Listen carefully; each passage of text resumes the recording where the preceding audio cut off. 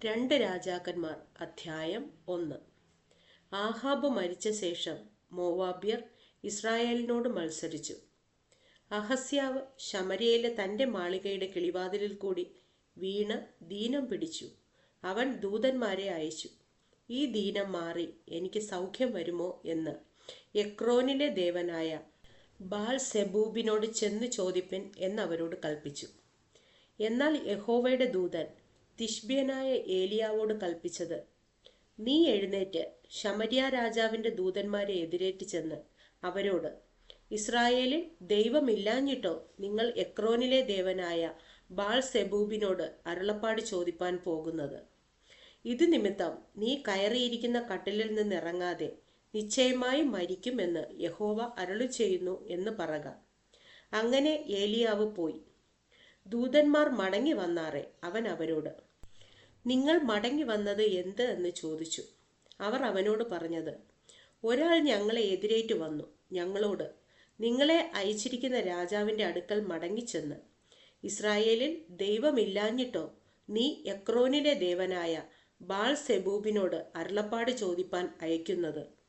ഇത് നിമിത്തം നീ കയറിയിരിക്കുന്ന കട്ടിലിൽ നിന്ന് ഇറങ്ങാതെ നിശ്ചയമായി മരിക്കുമെന്ന് യഹോവ അരുളി ചെയ്യുന്നു എന്ന് അവനോട് പറവീൻ എന്ന് പറഞ്ഞു. അവൻ അവരോട്, നിങ്ങളെ എതിരേറ്റു വന്ന് ഈ വാക്ക് നിങ്ങളോട് പറഞ്ഞ ആളുടെ വേഷം എന്ത് എന്ന് ചോദിച്ചു. അവൻ രോമവസ്ത്രം ധരിച്ച് അരയ്ക്ക് തോൾവാറ് കെട്ടിയ ആളായിരുന്നു എന്നവർ അവനോട് പറഞ്ഞു. അവൻ തിശ്ബ്യനായ ഏലിയാവ് തന്നെ എന്നവൻ പറഞ്ഞു. പിന്നെ രാജാവ് 50 പേർക്ക് അധിപതിയായ ഒരുവനെയും അവൻ്റെ 50 ആളെയും അവൻ്റെ അടുക്കൽ അയച്ചു. അവൻ അവൻ്റെ അടുക്കൽ ചെന്നു. അവൻ ഒരു മലമുകളിൽ ഇരിക്കുകയായിരുന്നു. അവൻ അവനോട്, ദൈവപുരുഷ, ഇറങ്ങി വരുവാൻ രാജാവ് കൽപ്പിക്കുന്നു എന്ന് പറഞ്ഞു. ഏലിയാവ് 50 പേർക്ക് അധിപതിയായവനോട്, ഞാൻ ദൈവപുരുഷനെങ്കിൽ ആകാശത്തു നിന്ന് തീ ഇറങ്ങി നിന്നെയും നിന്റെ 50 ആളെയും ദഹിപ്പിക്കട്ടെ എന്ന് പറഞ്ഞു. ഉടനെ ആകാശത്തു നിന്ന് തീ ഇറങ്ങി അവനെയും അവൻ്റെ 50 ആളെയും ദഹിപ്പിച്ചു കളഞ്ഞു. അവൻ 50 പേർക്ക് അധിപതിയായ മറ്റൊരുത്തനെയും അവൻ്റെ 50 ആളെയും അവൻ്റെ അടുക്കൽ അയച്ചു. അവനും അവനോട്, ദൈവപുരുഷ, വേഗത്തിൽ ഇറങ്ങി വരുവാൻ രാജാവ് കൽപ്പിക്കുന്നു എന്ന് പറഞ്ഞു. ഏലിയാവ് അവനോട്, ഞാൻ ദൈവപുരുഷനെങ്കിൽ ആകാശത്തു നിന്ന് തീ ഇറങ്ങി നിന്നെയും നിന്റെ 50 ആളെയും ദഹിപ്പിക്കട്ടെ എന്നുത്തരം പറഞ്ഞു. ഉടനെ ദൈവത്തിൻ്റെ തീ ആകാശത്തു നിന്ന് ഇറങ്ങി അവനെയും അവൻ്റെ 50 ആളെയും ദഹിപ്പിച്ചു കളഞ്ഞു. മൂന്നാമതും അവൻ 50 പേർക്ക് അധിപതിയായ ഒരുത്തനെയും അവൻ്റെ 50 ആളെയും അയച്ചു.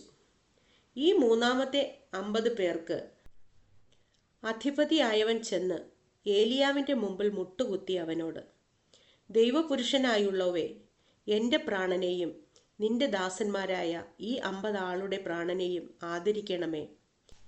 ആകാശത്തു നിന്ന് തീയിറങ്ങി 50 പേർക്ക് അധിപതിമാരായ മുമ്പിലത്തെ 2 പേരെയും അവരുടെ 50 ആളെയും ദഹിപ്പിച്ചു കളഞ്ഞുവല്ലോ. എന്നാൽ എൻ്റെ പ്രാണനെ ആദരിക്കണമേ എന്നപേക്ഷിച്ചു. അപ്പോൾ യഹോവയുടെ ദൂതൻ ഏലിയാവോട്, ഇവനോട് കൂടെ പോകാം, അവനെ ഭയപ്പെടേണ്ട എന്ന് പറഞ്ഞു. അങ്ങനെ അവൻ എഴുന്നേറ്റ് അവനോടുകൂടെ രാജാവിൻ്റെ അടുക്കൽ ചെന്നു. അവനോട് യഹോവ ഇപ്രകാരം അരുളി ചെയ്യുന്നു, അരുളപ്പാട് ചോദിപ്പാൻ ഇസ്രായേലിൽ ദൈവമില്ലാഞ്ഞിട്ടോ നീ എക്രോനിലെ ദേവനായ ബാൽ സെബൂബിനോട് അരുളപ്പാട് ചോദിപ്പാൻ ദൂതന്മാരെ അയച്ചത്? ഇത് നിമിത്തം നീ കയറിയിരിക്കുന്ന കട്ടിലിൽ നിന്ന് ഇറങ്ങാതെ നിശ്ചയമായി മരിക്കും. ഏലിയാവ് പറഞ്ഞ യഹോവയുടെ വചനപ്രകാരം തന്നെ അവൻ മരിച്ചുപോയി.